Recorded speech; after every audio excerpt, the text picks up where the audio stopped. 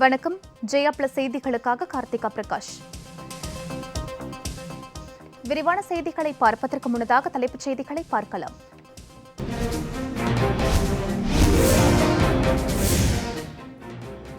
தமிழகத்திலேயே முதல் முறையாக ஆன்லைனில் பல்கலைக்கழக செமஸ்டர் தேர்வுகள். திருவள்ளுவர் பல்கலைக்கழக இறுதியாண்டு செமஸ்டர் தேர்வில் மாணவர்கள் பங்கேற்பு.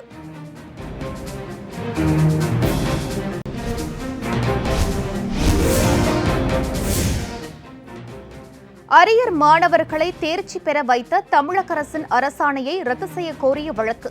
மத்திய மாநில அரசுகள் ஏஐசிடிஇ யுஜிசி பதிலளிக்க சென்னை உயர்நீதிமன்றம் உத்தரவு.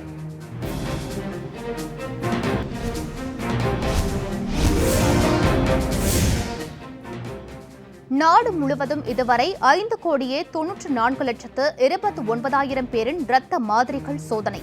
இந்திய மருத்துவ ஆராய்ச்சி கவுன்சில் தகவல்.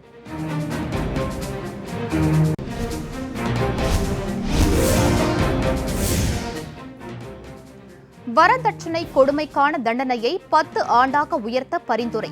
திருவள்ளுவர் பல்கலைக்கழகம் விழுப்புரத்திலும் நடப்பாண்டே செயல்பட தொடங்கும்.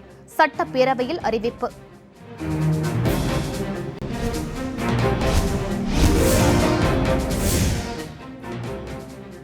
மருத்துவ மேற்படிப்புக்கான கலந்தாய்வு தேதியை மேலும் நீட்டிக்க கோரி தமிழக அரசு தொடர்ந்த மனு தள்ளுபடி செய்தது உச்சநீதிமன்றம்.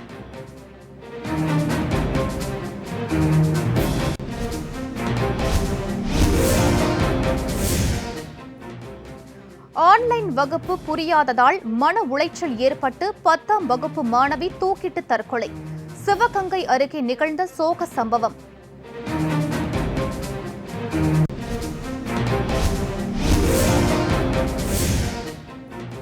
சீனாவுடனான லடாக் பிரச்சினையில் நாட்டை தவறாக வழி நடத்துகிறார் பிரதமர் மோடி.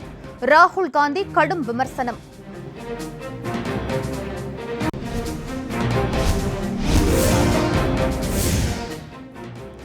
கர்நாடகாவில் தொடரும் போதைப் பொருள் கைது படலம். ராகினி திவேதி, சஞ்சனா கல்ராணியை தொடர்ந்து நடிகை ஹன்சிதா, நடிகர் திகன் கைது.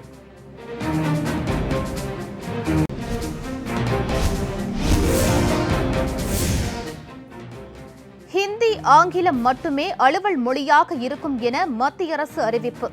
அலுவல் மொழி சட்டத்தில் திருத்தம் செய்யும் திட்டம் இல்லை என்றும் தகவல்.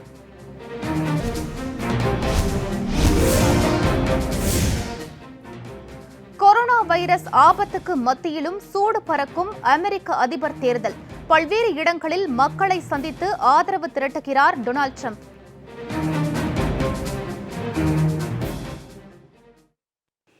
விரிவான செய்திகளை பார்க்கலாம். தமிழகத்திலேயே முதல் முறையாக திருவள்ளுவர் பல்கலைக்கழகத்தின் கீழ் இயங்கும் கல்லூரி மாணவர்களுக்கான இறுதியாண்டு செமஸ்டர் தேர்வு ஆன்லைன் மூலம் தொடங்கியுள்ளது. கொரோனா நோய் தொற்று காரணமாக கடந்த ஏப்ரல், மே மாதம் நடைபெற வேண்டிய கல்லூரி பருவத் தேர்வுகள் தாமதமாகின. தற்போது இத்தேர்வுகளை ஆன்லைன் மூலம் நடத்த பல்கலைக்கழகங்கள் முடிவு செய்தன. அதன்படி வேலூர் மாவட்டத்தில் உள்ள திருவள்ளுவர் பல்கலைக்கழகத்தின் கீழ் இயங்கும் கல்லூரி மாணவர்களுக்கான இறுதியாண்டு செமஸ்டர் தேர்வுகள் இன்று தொடங்கியுள்ளன. காட்பாடியில் அமைந்துள்ள திருவள்ளுவர் பல்கலைக்கழகத்தின் கீழ் வேலூர், கடலூர், விழுப்புரம், திருவண்ணாமலை, ராணிப்பேட்டை, திருப்பத்தூர் ஆகிய மாவட்டங்களைச் சேர்ந்த சுமார் 140 உறுப்பு கல்லூரி இறுதியாண்டு மாணவர்கள் இத்தேர்வில் பங்கேற்றுள்ளனர். ஆன்லைனில் வினாத்தாள் கிடைக்காத மாணவர்களுக்கு வேறு ஒரு மாணவர் பகிர்வு செய்வதன் அடிப்படையில் தேர்வு நடத்தப்படுகிறது. திருவண்ணாமலை மாவட்டத்தைச் சேர்ந்த முதுகலை பட்டப்படிப்பு பயிலும் மாணவர்கள் சிலர் இப்பல்கலைக்கழகத்திலேயே தேர்வு எழுதுகின்றனர். மற்ற கல்லூரிகளிலும் இணைய வசதி பெற முடியாத மாணவர்கள் அந்தந்த கல்லூரிகளுக்கே சென்று தேர்வு எழுதுகின்றனர்.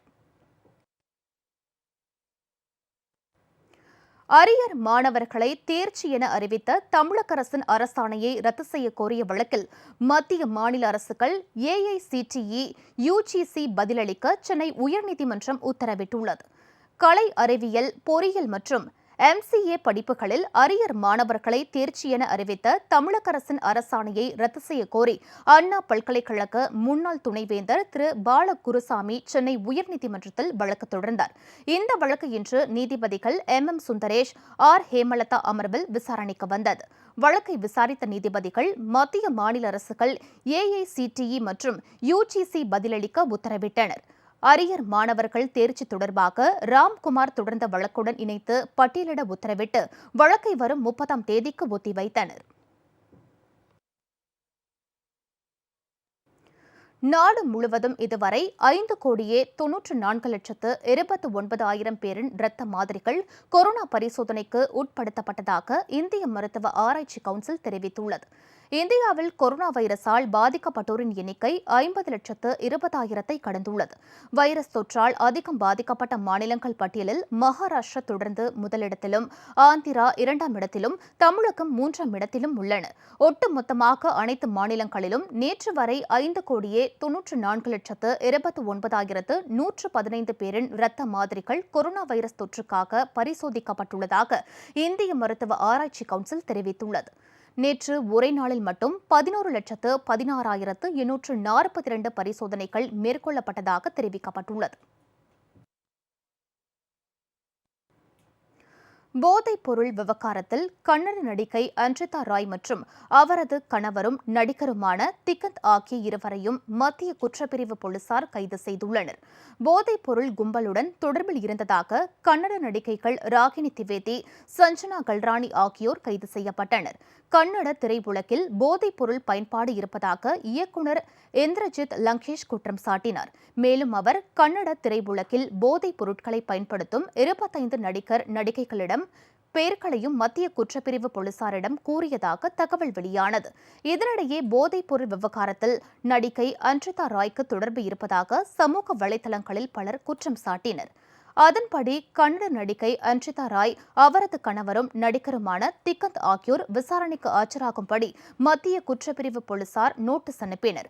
இதன் தொடர்ச்சியாக போதைப் பொருள் விவகாரத்தில் அன்ஷிதா ராய், திகந்த் தம்பதியை போலீசார் கைது செய்து விசாரணை மேற்கொண்டு வருகின்றனர்.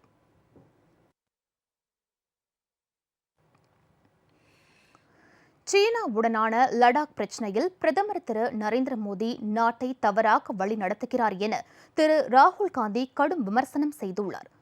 சீனாவுடனான லடாக் எல்லை பிரச்சினை குறித்து மத்திய பாதுகாப்புத்துறை அமைச்சர் திரு ராஜ்நாத் சிங் மக்களவையில் நேற்று அறிக்கை தாக்கல் செய்து விளக்கம் அளித்தார். அப்போது இந்தியா சீனா இடையிலான எல்லை பிரச்சினை இன்னும் தீர்க்கப்படவில்லை என்றும், இரு நாடுகளுக்கும் இடையே மோதல்கள் வலுத்து வருவதாகவும் கூறினார். வரலாற்று உடன்படிக்கையை மதிக்காமல் லடாக்கில் சீனா சட்டவிரோத ஆக்கிரமிப்பை நடத்தி வருவதாகவும் தெரிவித்தார். திரு ராஜ்நாத் சிங்கின் அறிக்கையை மேற்கோள் காட்டி திரு ராகுல் காந்தி இன்று டுவிட்டர் பதிவு வெளியிட்டுள்ளார். அதில் பிரதமர் திரு நரேந்திர மோடி நாட்டை தவறாக வழி நடத்துகிறார் என்பது பாதுகாப்பு அமைச்சரின் அறிக்கையில் இருந்து தெளிவாக தெரிவதாக கூறியுள்ளார். சீனா எதிர்ப்பு நிலைப்பாட்டை மத்திய அரசு எப்போது எடுக்கப் போகிறது என கேள்வி எழுப்பியுள்ள திரு ராகுல் காந்தி, சீனா அபகரித்துள்ள நமது நிலப்பரப்பை எப்போது பெறுவோம் என்றும் வினவியுள்ளார். அத்துமீறல்களில் சீனாவின் பெயரை குறிப்பிடுவதில் பயம் வேண்டாம் என்றும் திரு ராகுல் காந்தி குறிப்பிட்டுள்ளார். மருத்துவ மேற்படிப்புக்கான கலந்தாய்வு தேதியை மேலும் நீட்டிக்க கோரி தமிழக அரசு தொடர்ந்த மனுவை உச்சநீதிமன்றம் தள்ளுபடி செய்துள்ளது. மருத்துவ படிப்புக்கான கலந்தாய்வை ஆகஸ்ட் 31ஆம் தேதிக்குள் முடிக்க உச்சநீதிமன்றம் ஏற்கனவே உத்தரவிட்டிருந்தது. இந்நிலையில் முதுநிலை மருத்துவ படிப்பில் உள்ள காலி இடங்களுக்கு கலந்தாய்வு நடத்தி தங்களுக்கு மாணவர் சேர்க்கை வழங்கக் கோரி அரவிந்த், கீதாஞ்சலி ஆகிய மருத்துவர்கள் சென்னை உயர்நீதிமன்றத்தில் மனு தாக்கல் செய்தனர். அப்போது உச்சநீதிமன்ற உத்தரவை சுட்டிக்காட்டி தனியாக கலந்தாய்வு நடத்த இயலாது என தமிழக அரசு தரப்பில் தெரிவிக்கப்பட்டது. இதனையடுத்து மாணவர் சேர்க்கைக்கான காலக்கெடுவை நீட்டிக்க கோரி உச்சநீதிமன்றத்தை அணுக தமிழக அரசுக்கு சென்னை உயர்நீதிமன்றம் உத்தரவிட்டது. அடுத்த உத்தரவு பிறப்பிக்கும் வரை மருத்துவ மேற்படிப்பு மாணவர் சேர்க்கையை இறுதி செய்ய வேண்டாம் என்றும் தெரிவித்தது. இதையடுத்து மருத்துவ மேற்படிப்பு கலந்தாய்வு கால அவகாசத்தை மேலும் 15 நாட்கள் நீட்டிக்க கோரி தமிழக அரசு உச்சநீதிமன்றத்தில் வழக்கு தொடர்ந்தது. ரோகின்டன் ஃபாலி நாரிமன் தலைமையிலான 3 நீதிபதிகள் அடங்கிய உச்சநீதிமன்றம் அமர்வில் இந்த மனு இன்று விசாரணைக்கு வந்தது. அப்போது மருத்துவ படிப்புக்கான கலந்தாய்வு தேதியை நீட்டிக்க மறுத்த நீதிபதிகள் தமிழக அரசின் கோரிக்கை மனுவை தள்ளுபடி செய்தனர். தமிழகத்தில் வரதட்சணை கொடுமைக்கான தண்டனையை 10 ஆண்டுகளாக உயர்த்த சட்டப்பேரவையில் இன்று பரிந்துரைக்கப்பட்டது. பெண்கள் மற்றும் குழந்தைகளுக்கு எதிரான குற்றங்களை கட்டுப்படுத்தும் வகையில் வரதட்சணை கொடுமைக்கான சிறை தண்டனையை 7 ஆண்டுகளில் இருந்து 10 ஆண்டுகளாக உயர்த்த கோரியும், பெண்களை பின்தொடர்ந்து தொந்தரவு செய்தால் விதிக்கப்படும் தண்டனை 5 ஆண்டில் இருந்து 7 ஆண்டுகளாக உயர்த்த மத்திய அரசு நடவடிக்கை எடுக்க பரிந்துரை செய்து தமிழக சட்டப்பேரவையில் இன்று முதலமைச்சர் அறிவிப்பு வெளியிட்டார். இதனிடையே விழுப்புரம் மாவட்ட மக்களின் கோரிக்கையை ஏற்று திருவள்ளுவர் பல்கலைக்கழகம் 2ஆக பிரிக்கப்பட்டு விழுப்புரம் மாவட்டத்தை தலைமையிடமாக கொண்டு புதிய பல்கலைக்கழகம் நடப்பாண்டு முதல் செயல்படும் என சட்டப்பேரவையில் இன்று அறிவிக்கப்பட்டது. சிவகங்கை மாவட்டம் திருபுவனம் அருகே ஆன்லைன் வகுப்பு புரியாததால் மன உளைச்சலில் இருந்த 10ஆம் வகுப்பு மாணவி தூக்கிட்டு தற்கொலை செய்து கொண்ட சம்பவம் அதிர்ச்சியை ஏற்படுத்தியுள்ளது. திருபுவனம் அருகே உள்ள செல்லப்பனைந்தல் கிராமத்தைச் சேர்ந்த சத்தியமூர்த்தி, தனலட்சுமி தம்பதிக்கு 2 குழந்தைகள் உள்ளனர். 10ஆம் வகுப்பு பயிலும் மாணவி சுபிக்ஷா மாவட்ட, மாநில அளவிலான பேச்சுப் போட்டி, கட்டுரை போட்டி உள்ளிட்ட போட்டிகளில் வெற்றி பெற்று பள்ளிக்கு பெருமை சேர்த்துள்ளார். 10ஆம் வகுப்பு பொதுத் தேர்வு என்பதால் தொடக்கத்தில் இருந்தே ஆன்லைன் வகுப்பில் பங்கேற்று வந்த சுபிக்ஷாவிற்கு பாடங்கள் சரிவர புரியாமல் இருந்துள்ளது. இதனால் மனக்கவலையில் இருந்த அவர் நேற்றிரவு தூக்கிட்டு தற்கொலை செய்து கொண்டார். இந்த சம்பவம் தொடர்பாக திருபுவனம் போலீசார் வழக்கு பதிவு செய்து விசாரணை மேற்கொண்டு வருகின்றனர்.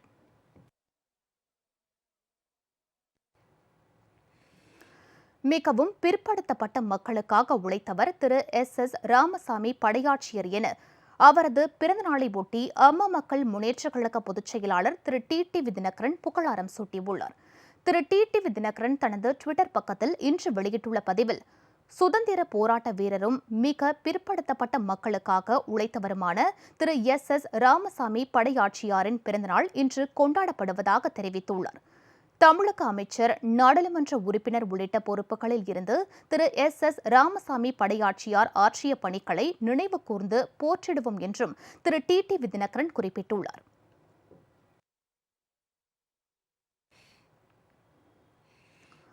சுதந்திர போராட்ட வீரர் திரு எஸ். ராமசாமி படையாட்சியாரின் 103வது பிறந்தநாளை முன்னிட்டு அவரது திருவுருவ சிலைக்கு அம்மா மக்கள் முன்னேற்றக் கழகம் சார்பில் கழக நிர்வாகிகள் மாலை அணிவித்து மரியாதை செலுத்தினர். சுதந்திர போராட்ட வீரரும் மிகவும் பிற்படுத்தப்பட்ட மக்களுக்காக உழைத்தவருமான திரு எஸ். ராமசாமி படையாட்சியாரின் பிறந்த நாளை ஒட்டி சென்னை கிண்டியில் உள்ள அவரது திருவுருவ சிலை மற்றும் அவரது திருவுருவப் படம் மலர்களால் அலங்கரிக்கப்பட்டிருந்தது. அம்மா மக்கள் முன்னேற்றக் கழக பொதுச் செயலாளர் திரு டிடிவி தினகரன் சார்பில் கழக நிர்வாகிகள் திரு எஸ். ராமசாமி படையாட்சியாரின் திருவுருவ சிலைக்கு மாலை அணிவித்து மரியாதை செலுத்தினர். அம்மா மக்கள் முன்னேற்றக் கழக தேர்தல் பிரிவு செயலாளரும் தென் சென்னை தெற்கு மாவட்ட செயலாளருமான திரு ஜி. செந்தமிழன், கழக கொள்கை பரப்பு செயலாளர் செல்வி CR சரஸ்வதி, பொறியாளர் அணி செயலாளரும் செங்கல்பட்டு வடக்கு மாவட்ட செயலாளருமான திரு மா. கரிகாலன், தென் சென்னை வடக்கு மாவட்ட செயலாளர் திரு வி. சுகுமார் பாபு, வடசென்னை தெற்கு மாவட்ட செயலாளர் திரு பி. சந்தானகிருஷ்ணன் உள்ளிட்ட கழக நிர்வாகிகள் திரு எஸ். ராமசாமி படையாட்சியாரின் சிலைக்கு மாலை அணிவித்தும் மலர் தூவியும் மரியாதை செலுத்தினர்.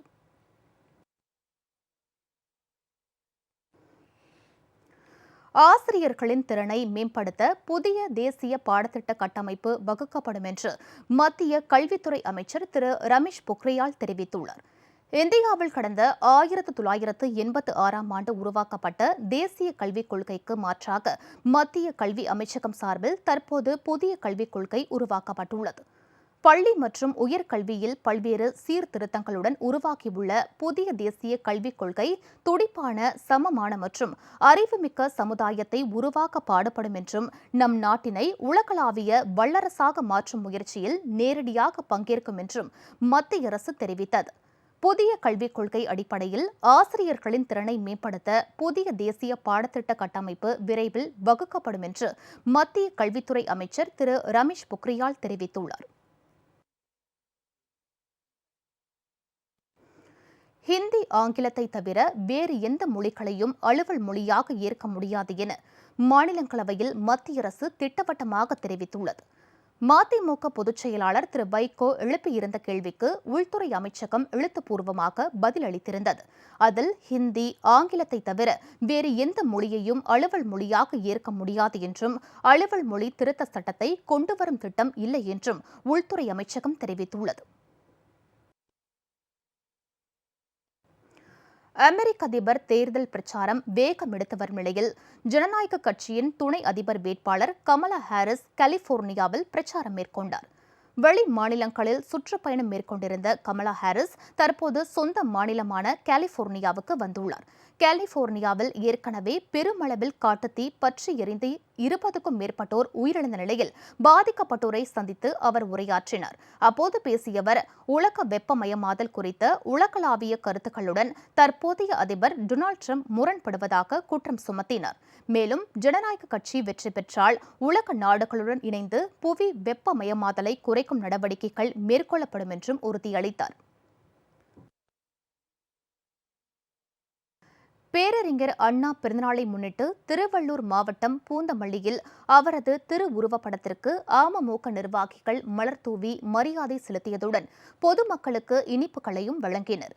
திருவள்ளூர் மேற்கு மாவட்டம் பூந்தமல்லி நகர கழகம் சார்பில் பூந்தமல்லியில் பேருந்து நிலையம் அருகே அலங்கரித்து வைக்கப்பட்ட பேரறிஞர் அண்ணாவின் திருவுருவப்படத்திற்கு கழக நிர்வாகிகள் மலர் தூவி மரியாதை செலுத்தினர். மேலும் அங்கு கூடியிருந்த பொதுமக்களுக்கு இனிப்புகள் வழங்கப்பட்டன. திருவள்ளூர் மேற்கு மாவட்ட கழக செயலாளர் திரு டி.ஏ. ஏழுமலை, பூந்தமல்லி நகர கழக செயலாளர் திரு து. கந்தன், மாவட்ட இளைஞரணி செயலாளர் திரு ஜாகிர் அப்பாஸ், நகர அவைத் தலைவர் திரு மனோகர், மாவட்ட சிறுபான்மை பிரிவு செயலாளர் திரு பீர் முகமது, மாவட்ட எம்ஜிஆர் மன்ற இணைச் செயலாளர் திரு சரவணன், மாவட்ட அம்மா பேரவை இணைச் செயலாளர் திரு சந்திரன், பூந்தமல்லி நகர இணைச் செயலாளர் திரு பி. மணிகண்டன், நகர துணைச் செயலாளர் ஆர்.வி. பாரதி உள்ளிட்ட நிர்வாகிகள் இதில் பங்கேற்றனர். திருப்பத்தூர் மாவட்டம் ஆம்பூரில் பேரறிஞர் அண்ணா பிறந்தநாளை முன்னிட்டு அவரது திருவுருவ சிலைக்கு அமமுக சார்பில் மாலை அணிவித்து மரியாதை செலுத்தப்பட்டது. ஆம்பூர் பேருந்து நிலையத்தில் உள்ள அண்ணா சிலைக்கு திருப்பத்தூர் மாவட்ட செயலாளரும் முன்னாள் சட்டமன்ற உறுப்பினருமான திரு பாலசுப்பிரமணியன் மாலை அணிவித்து மரியாதை செலுத்தி இனிப்புகளை வழங்கினார். ஆம்பூர் நகர கழக செயலாளர் திரு யாசே சமரசன், மாவட்ட அவைத் தலைவர் திரு என்.பி. செல்வம் உள்ளிட்ட நிர்வாகிகள் இதில் கலந்து கொண்டனர். கரூர் மேற்கு மாவட்ட கழகம் சார்பில் பேரறிஞர் அண்ணாவின் திருவுருவப்படத்திற்கு மலர் தூவி மரியாதை செலுத்தப்பட்டது. மாவட்ட கழக அலுவலகத்தில் உள்ள திருவுருவப்படத்திற்கு கரூர் மேற்கு மாவட்ட செயலாளர் திரு பி.எஸ்.என். தங்கவேல் மலர் தூவி மரியாதை செலுத்தி பின்னர் இனிப்புகளை வழங்கினார். இதில் கழக நிர்வாகிகள் ஏராளமானோர் கலந்து கொண்டனர். கரூர் தெற்கு நகர கழகம் சார்பில் தெற்கு காந்தி கிராமம் பகுதியிலும், கரூர் மத்திய நகரம் சார்பில் சின்ன ஆண்டான் கோவில் பகுதியிலும் பேரறிஞர் அண்ணாவின் திருவுருவப்படத்திற்கு மலர் தூவி மரியாதை செலுத்தினர்.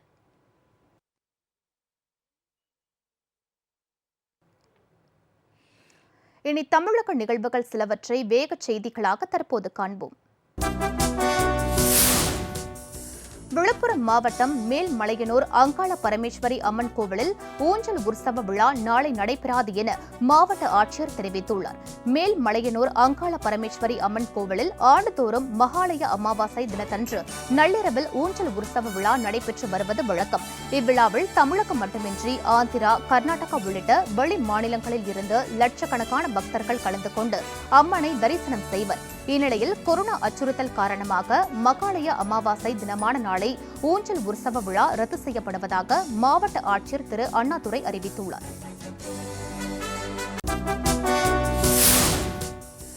ஈரோடு மாநகர் கிழக்கு மாவட்டம் கருங்கல்பாளையம் பகுதி கழகம் சார்பில் தியாக தலைவி சின்னம்மா பிறந்தநாளை ஒட்டி கழக கொடி ஏற்றப்பட்டது.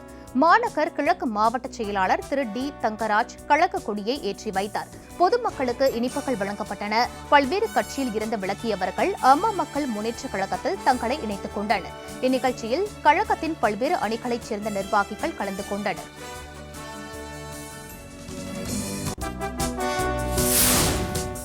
தாளவாடி அருகே தோட்டத்தில் கஞ்சா செடி வளர்த்து விற்பனை செய்த நபரை போலீசார் கைது செய்தனர்.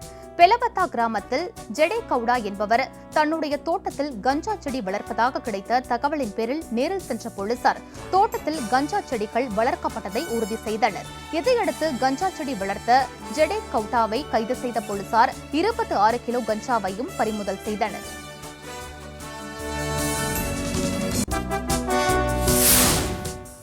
மகாலய அமாவாசையை முன்னிட்டு பவானி கூடுதுறையில் திதி தர்ப்பணம் கொடுக்க ஈரோடு மாவட்ட ஆட்சியர் கதிரவன் தடை விதித்துள்ளார்.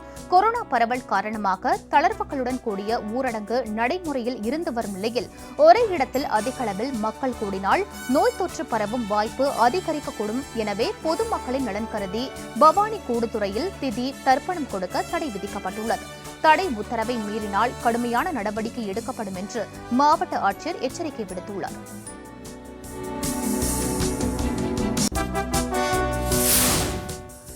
நீட் தேர்வை ரத்து செய்ய வலியுறுத்தி தூத்துக்குடியில் முற்றுகை போராட்டம் நடைபெற்றது. நீட் தேர்வு அச்சம் காரணமாக மாணாக்கர்கள் தற்கொலை செய்து கொண்டுள்ள நிலையில் மத்திய மாநில அரசுகள் நீட் தேர்வை ரத்து செய்ய வேண்டும் என்றும் தமிழக அரசு நீட் தேர்வுக்கு எதிராக சட்டமன்றத்தில் தீர்மானம் நிறைவேற்றுவதோடு உச்சநீதிமன்றத்தில் நீட் தேர்வுக்கு எதிராக வழக்கு தொடர வேண்டும் என்றும் வலியுறுத்தி தூத்துக்குடியில் இந்திய மாணவர் சங்கத்தினர் மாவட்ட ஆட்சியர் அலுவலகத்தை முற்றுகையிட்டு போராட்டத்தில் ஈடுபட்டனர்.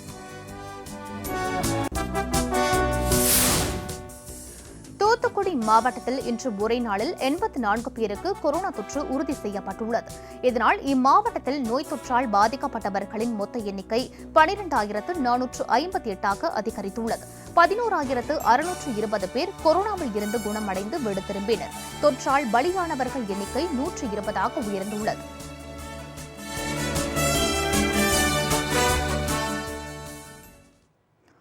திருத்துறைப்பூண்டியில் தந்தை கொரோனாவால் உயிரிழந்ததாக தெரிவித்து உடலை கொடுக்க மறுத்ததால் அரசு மருத்துவமனையில் விஷம் குடித்து மகன் தற்கொலை செய்து கொண்ட சம்பவம் அதிர்ச்சியை ஏற்படுத்தியுள்ளது.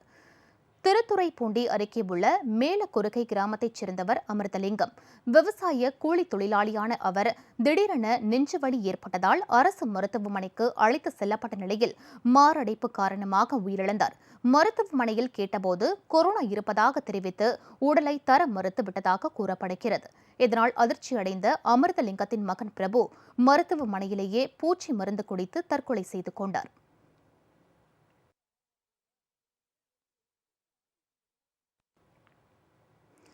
இனி பல்வேறு பகுதிகளில் நடந்த குற்ற நிகழ்வுகளை வேகச் செய்திகளாக தற்போது காண்போம்.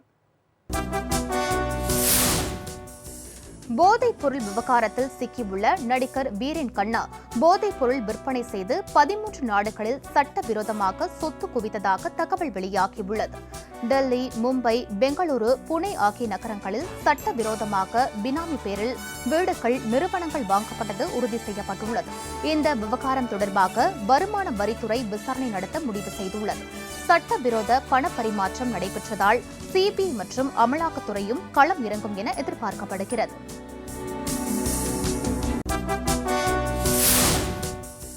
விருதுநகர் மாவட்டம் ராஜபாளையம் அருகே தளவாய்புரத்தில் மது போதையில் அண்ணனை பாட்டிலால் அடித்துக் கொன்ற தம்பி கைது செய்யப்பட்டார். கட்டட தொழிலாளியான கல்யாணகுமார் தனது தம்பி முருகனுடன் சேர்ந்து வீட்டில் மது அருந்தியுள்ளார். அப்போது இருவருக்கும் இடையே ஏற்பட்ட தகராறில் தம்பி முருகன் அண்ணன் கல்யாணகுமாரை பீர் பாட்டிலால் தலையில் அடித்துள்ளார். இதில் கல்யாணகுமார் சம்பவ இடத்திலேயே உயிரிழந்தார். தகவல் அறிந்த சம்பவ இடத்துக்கு சென்ற காவல்துறையினர் உடலை மீட்டு மருத்துவமனைக்கு அனுப்பி வைத்ததோடு முருகனை கைது செய்தனர்.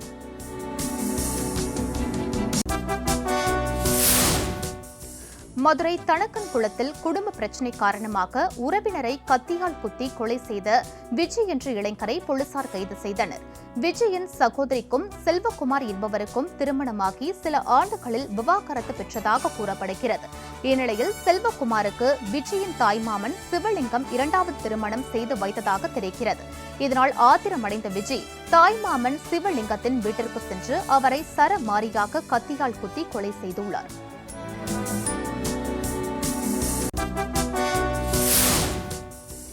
ஆந்திராவில் இருந்து பெங்களூருக்கு கஞ்சா கடத்த முயன்ற நபர் கிருஷ்ணகிரி அருகே கைது செய்யப்பட்டார். கிருஷ்ணகிரியில் உள்ள சுங்கச்சாவடி அருகே வாகன தணிக்கையில் ஈடுபட்டிருந்த தமிழக போதைப் பொருள் தடுப்பு பிரிவு போலீசார் அவ்வழியில் சென்ற வாகனத்தை தடுத்து நிறுத்தி சோதனை மேற்கொண்டனர். வாகனத்தில் 150 கிலோ கஞ்சா இருப்பது தெரிய வந்ததை அடுத்து கஞ்சா மற்றும் வாகனத்தை பறிமுதல் செய்த போலீசார் பெங்களூரைச் சேர்ந்த பிரகாஷ் பாபு என்பவரை கைது செய்தனர்.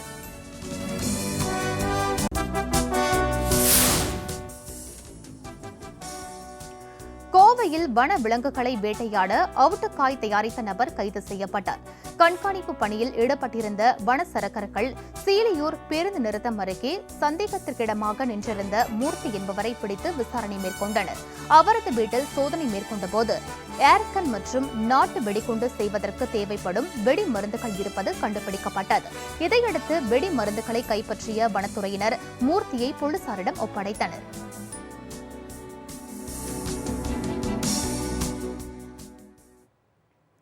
அரசியல் நிகழ்வுகள் சிலவற்றை தற்போது வேகச் செய்திகளாக பார்ப்போம்.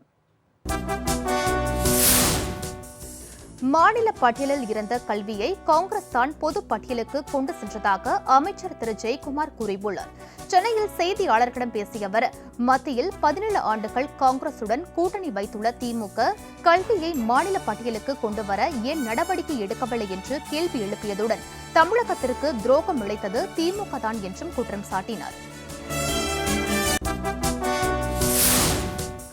2021ஆம் ஆண்டு சட்டமன்ற தேர்தலில் தேமுதிக நிலைப்பாடு குறித்து வரும் ஜனவரி மாதம் அறிவிக்கப்படும் என்று அக்கட்சியின் மாநில துணை செயலாளர் திரு LK சுதீஷ் தெரிவித்தார். தூத்துக்குடியில் செய்தியாளர்களை சந்தித்த அவர், தேசிய கல்விக் கொள்கை அவசியம் என்றும் இந்தியா முழுவதும் ஒரே மாதிரியான கல்விக் கொள்கையை அமல்படுத்திய பிறகு நீட் நடப்பதால் சரியாக இருக்கும் என்றும் தற்போது நீட் தேர்வு நடத்துவதை தேமுதிக எதிர்ப்பதாகவும் கூறினார்.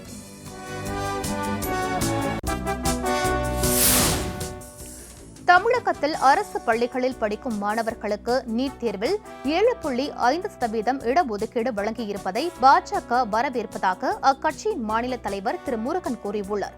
சென்னை கிண்டியில் செய்தியாளர்களை சந்தித்த அவர் இவ்வாறு தெரிவித்தார். திமுக ஆட்சிக்கு வந்தால் நீட் தேர்வு ரத்து செய்யப்படும் என அக்கட்சியின் தலைவர் திரு ஸ்டாலின் கூறும் கருத்து மக்களை ஏமாற்றும் செயல் என்றும் அவர் குறிப்பிட்டார்.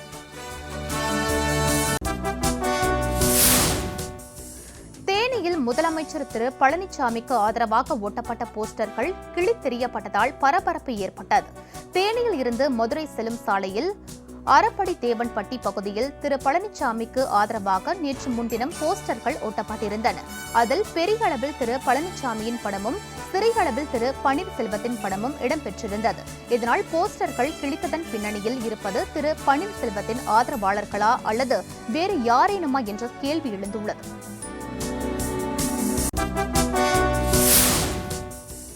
கொரோனா குறித்து மார்ச் மாதமே திமுக எச்சரித்ததாக திரு துரைமுருகன் கூறியுள்ளார். ஒரு இறப்பு கூட கொரோனாவால் நிகழாது என்று தமிழக அரசு அப்போது கூறியதையும், ஆனால் தற்போது கொரோனாவால் ஏராளமான உயிரிழப்புகள் ஏற்பட்டுள்ளதையும் பேரவையில் அவர் சுட்டிக்காட்டினார். இதற்கு பதிலளித்த முதலமைச்சர் திரு பழனிசாமி, தமிழக அரசு எடுத்த முன்னெச்சரிக்கை நடவடிக்கைகளால் தான் மாநிலத்தில் நோய் பரவல் குறைந்து வருவதாக தெரிவித்தார்.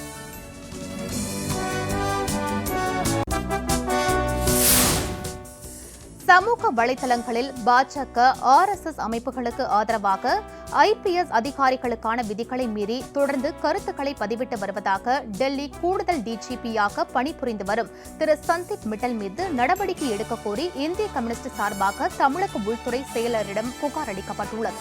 இதே புகார் தொடர்பாக தமிழக கேடர் IPS அதிகாரியான திரு சந்தீப் மிட்டல் மீது மார்க்சிஸ்ட் கம்யூனிஸ்ட் கட்சியும் தமிழக முதலமைச்சர், உள்துறை செயலாளர், DGP ஆகியோருக்கு கடிதம் எழுதியுள்ளது குறிப்பிடத்தக்கது.